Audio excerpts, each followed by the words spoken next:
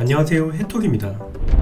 최근 하와이 카우아이 섬에서 사체로 발견된 향유고래의 사인이 결국 인간 탓인 것으로 드러났습니다. 향유고래의 사체를 부검한 결과 뱃속에서 수많은 플라스틱과 해양 쓰레기가 발견됐다고 보도했습니다.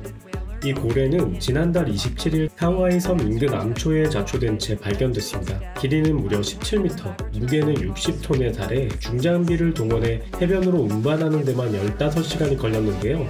이후 실시된 부검에서 불편한 진실이 드러났습니다. 고래의 뱃속에서 최소 6개의 통발과 7종의 어망, 비닐봉지, 낚싯줄 등이 뱃속에서 쏟아져 나왔기 때문입니다.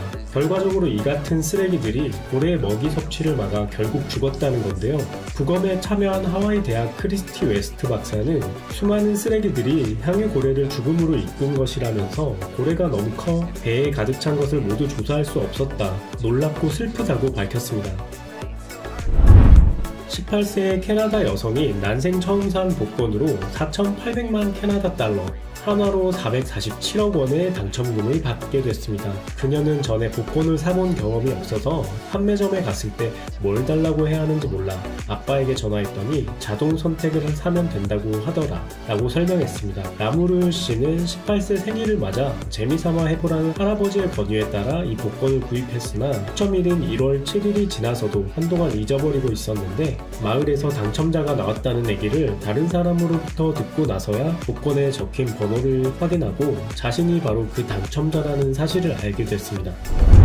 칠레 중남부 지역에서 발생한 산불이 확산하면서 피해가 커지고 있습니다. 현지 시간 3일 오전 칠레에서 발생한 산불이 걷잡을 수 없이 번지고 있는데요. 칠레 곳곳에서 지금까지 260여 건의 산불이 발생한 것으로 파악됐고요. 칠레 중부 비오비오주와 누블레주에 이어 남부 아라우카냐주도 긴급재난 지역으로 선포됐습니다. 이번 산불로 최소 23명이 목숨을 잃었고요. 900여 명이 다쳤고 1,500명 이상이 대피했습니다. 하지만 이상기후로 인해 섭씨 40도를 웃도는 폭염이 이어져 진화에도 어려움을 겪고 있어 칠레 정부는 국제사회의 도움을 요청했습니다.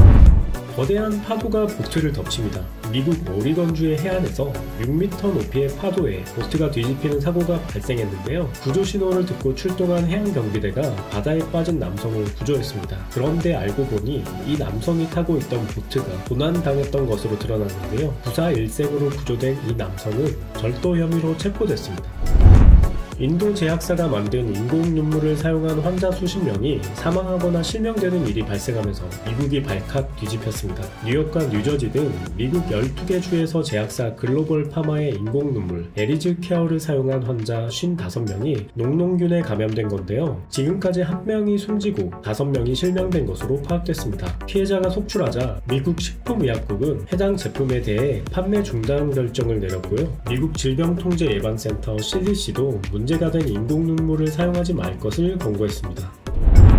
이라크의 한 유명 여성 유튜버가 아버지에게 살해당해 충격을 주고 있습니다. 또 이슬람권의 악습인 명예살인이라고 하는데요. 올해 22살인 이라크 출신의 여성 티바 아랄리입니다. 2017년 가족과 함께 튀르키예로 여행을 갔다가 이라크로 돌아가지 않고 홀로 튀르키예에 정착했는데요. 이후 자신의 일상을 담은 영상을 유튜브에 올려 인기를 얻었습니다. 하지만 최근 이라크 남부 디와니아에서 아버지의 손에 숨졌다는 사실이 알려졌습니다. 아라비안 걸프컵에 출전한 자국 대표팀을 응원하려고 잠시 이라크에 귀국했다가 본가로 납치된 겁니다. 딸이 타국에서 혼자 사는 것을 못마땅해 하던 아버지가 딸이 잠든 틈을 타 목을 졸라 살해했는데요. 아버지는 경찰의 범행을 자백하면서 수치스러움을 씻어내기 위해 딸을 죽였다고 진술한 것으로 전해졌습니다. 알리는 시리아 출신 연인과 결혼을 앞두고 있었는데요. 소식이 알려지자 이라크 사회에서도 명예살인을 비난하는 목소리가 높아지고 있습니다. 지금까지 해톡이었습니다.